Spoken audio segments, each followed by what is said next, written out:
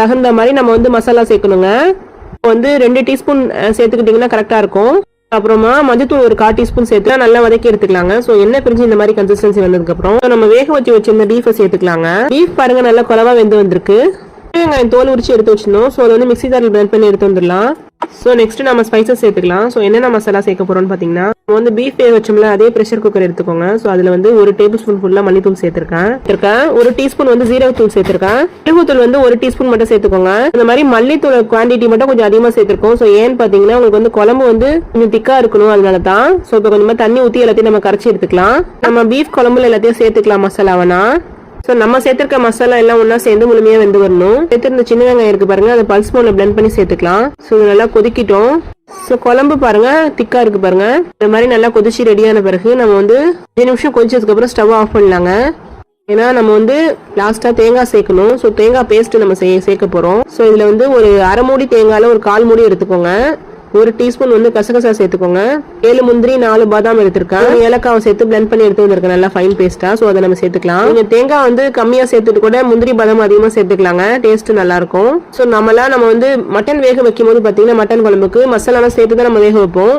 So பீஃப்க்கு பாத்தீங்கன்னா நம்ம கேர்ட்லயே வேக வச்சு எடுத்திருக்கோம். அது வந்து மசாலா தான் நம்ம சேர்த்திருக்கோம். ஸோ இதுல தான் கொஞ்சம் டிஃபரன்ஸ். நம்ம அப்படி கூட செய்யலாம், நம்மளோட கன்வீனியன்ட் தான். தேங்காய் பேஸ்ட் நம்ம ஊத்தும் போது பாத்தீங்கன்னா ஸ்டவ் ஆஃப்ல இருக்கணும். அதாவது மிக்ஸி ஜார்ல வந்து கொஞ்சம் திக்கா இல்லாம கொஞ்சம் தண்ணியில கரைச்சி எடுத்துக்கணும் தேங்காய் பேஸ்ட்.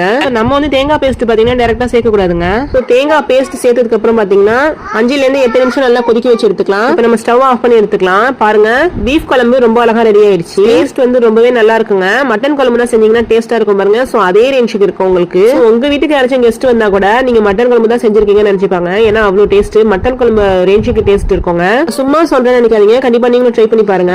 இதுல ஹாஃப் லெமன் நல்லா ஸ்வீஸ் பண்ணி விட்டுக்கலாம். ஸோ இதுல நீங்க உருளைக்கிழங்கு கூட வேக வச்சு சேர்த்துக்கலாங்க, இன்னும் நல்லா இருக்கும். இந்த குழம்பு பாத்தீங்கன்னா பிளைன் ரைஸ் மட்டும் இல்லாம கீ ரைஸ்க்குமே ஒரு நல்ல காம்போவா இருக்கும். ஸோ இதுக்கு நீங்க வெண்டைக்காய் பச்சடி கூட நீங்க செய்யலாம், ரொம்ப டேஸ்ட் நல்லா இருக்குங்க. நம்ம தேங்காய் சேர்த்ததுக்கு அப்புறம் வந்து நம்ம ஒரு 8 நிமிஷம் கொதிக்க வச்சு எடுத்துக்கணும். ஸோ அப்பதான் மசாலா வாசனை உங்களுக்கு இருக்காதுங்க.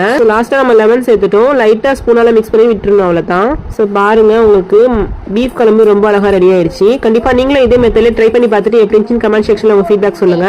ஆல்மோஸ்ட் நம்ம சேனல்ல ஹெல்தியான ரெசிபிஸ் மட்டும் அப்லோட் பண்ணிட்டு இருக்கோம். நீங்க நம்ம சேனலுக்கு ஃபர்ஸ்ட் டைம் வரீங்கன்னா மறக்காம சப்ஸ்கிரைப் பண்ணி வச்சுக்கோங்க, சப்போர்ட் பண்ணுங்க. இதே மெத்தட்ல நீங்க கண்டிப்பா உங்க வீட்ல செஞ்சு பார்த்துட்டு எப்படி இருந்துச்சு கமெண்ட் செக்ஷன்ல உங்க ஃபீட்பேக் சொல்லுங்க. உங்களுக்கு இந்த வீடியோ பிடிச்சிருக்குன்னு நினைக்கிறேன். பிடிச்சிருந்தா உங்க ஃப்ரெண்ட்ஸ் அண்ட் ரிலேட்டிவ்ஸ்க்கு ஷேர் பண்ணுங்க.